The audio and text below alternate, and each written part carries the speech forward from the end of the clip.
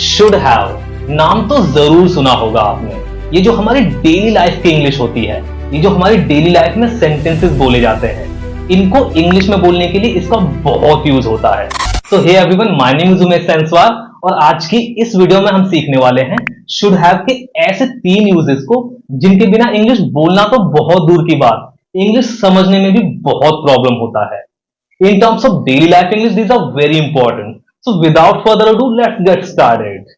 तो देखिए, should have का सबसे पहला यूज होता है possession वाला यूज। possession मतलब इसमें हम बात करते हैं कि सब्जेक्ट के पास प्रेजेंट में ये होना चाहिए, वो होना चाहिए, बस इसमें वर्ब नहीं आती। क्योंकि देखो, इसमें हम काम की बात नहीं करते, एक्शन की बात नहीं करते, इसमें हम ये बात नहीं करते कि सब्जेक्ट को क्या करना चाहिए, नहीं, इसमें तो हम बात करते हैं कि सब्जेक्ट के पास क्या होना चाहिए, सब्जेक्ट के पास ये होना चाहिए, वो नहीं होना चाहिए। इस तरह के सेंटेंसेस बनाते हैं हम इसका यूज करके। इसका रूल होता है सब्जेक्ट, उसके बाद शुड हैव के बाद बोला जाता है उस चीज को जिस चीज की हम बात कर रहे हैं। जैसे कि तुम्हारे पास एक्स्ट्रा पेन होना चाहिए, you should have an extra pen. मेरे पास आईफोन होना चाहिए, I should have an iPhone. तुम्हारे पास कार होनी चाहिए, you should have a car. कई बार हम गुस्से में सामने वाले से बोलते हैं तुम्हारे पास दिमाग होना चाहिए, यू शुड हैव माइंड। तुम्हें इसकी नॉलेज होनी चाहिए, you should have it's knowledge. बात सेम ही है, अगर मैं बोलूं तुम्हारे पास इसकी नॉलेज होनी चाहिए तब भी एक ही बात है, और अगर मैं बोलूं तुम्हें इसकी नॉलेज होनी चाहिए तब भी एक ही बात है, सेंस सेम है। भारत में हर नागरिक के पास घर होना चाहिए, every citizen should have a house in India. इसके अलावा अगर आप नेगेटिव सेंटेंस बना रहे हैं तो आप शुडंट हैव बोलेंगे, सब्जेक्ट शुडंट हैव और उस चीज का नाम। जैसे कि तुम्हारे पास उसका नंबर नहीं होना चाहिए, you shouldn't have her number. ऐसे लोगों के पास पैसा नहीं होना चाहिए, this type of person shouldn't have money. Guys, आपको ध्यान रखना है कि यहां पर प्रेजेंट की बात हो रही है। प्रेजेंट में हम बात कर रहे हैं कि सब्जेक्ट के पास ये होना चाहिए, वो होना चाहिए, इसका पास्ट से कोई लेना देना नहीं है। चलिए अब बात करते हैं शुड हैव के दूसरे यूज के बारे में, और वो है एक्शन वाला यूज। इसमें वर्ब आएगी क्योंकि अब हम एक्शन की बात करेंगे, काम की बात करेंगे। सबसे पहले तो मैं आपको बता दूं कि ये जो एक्शन वाला शुड हैव है, इसका यूज पास्ट के लिए होता है, प्रेजेंट के लिए नहीं। जैसे कि पोजेशन वाले का यूज तो हम प्रेजेंट के लिए कर रहे थे, लेकिन इसका यूज पास्ट की बात को बताने के लिए होगा। इसका यूज जब होता है जब सब्जेक्ट को पास्ट में, मतलब बीते हुए टाइम में कोई काम करना चाहिए था लेकिन उसने नहीं किया। रीजन कुछ भी हो सकता है, नो मैटर। इसका रूल होता है सब्जेक्ट, उसके बाद शुड हैव के बाद वर्ब की थर्ड फॉर्म। जी हाँ, वर्ब की थर्ड फॉर्म। चलिए इसके भी कुछ एग्जांपल्स देखते हैं। तुम्हें उसी टाइम बोलना चाहिए था, you should have spoken then and there. तुम्हें बताना चाहिए था, यू शुड हैव टोल्ड। तुम्हें आना चाहिए था, यू शुड हैव कम। तुम्हें जाना चाहिए था, यू शुड हैव गॉन। तुम्हें वहां रुकना चाहिए था, you should have stayed there.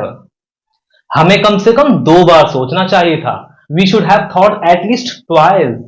तुम दोनों को कंपटीशन में हिस्सा लेना चाहिए था, both of you should have participated in competition.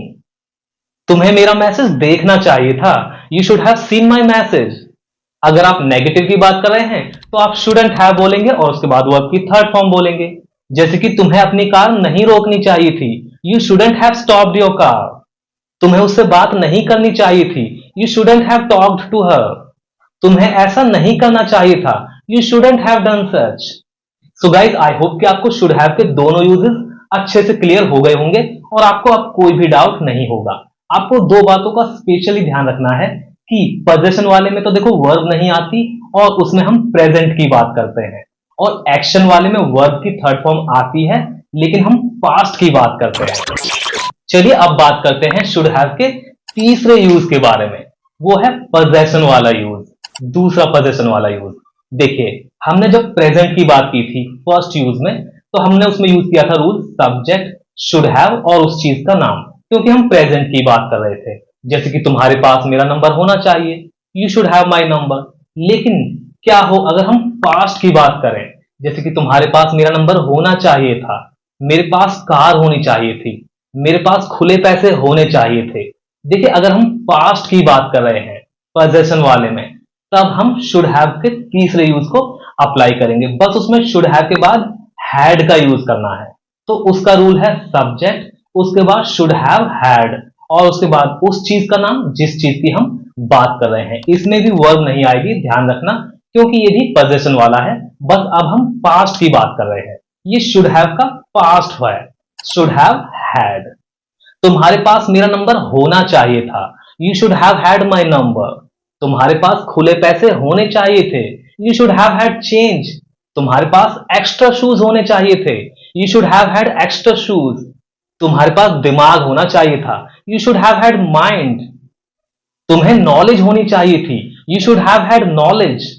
उसके लंबे बाल होने चाहिए थे, she should have had long hair. So guys, I hope कि आपको शुड हैव के तीनों यूजेस अच्छे से समझ में आ गए होंगे और आपको कोई भी डाउट नहीं होगा। अगर आपको कोई भी डाउट हो तो आप कमेंट में पूछ लेना। शुड हैव के तीनों यूजेस हमने आज बता दिए हैं और हम ऐसे ही कंटिन्यू वीडियोस बनाते रहेंगे। आप अपना प्यार बनाए रखना। सो गाइज, मिलते हैं अगली वीडियो में एक नए लेसन के साथ। Till then, take care.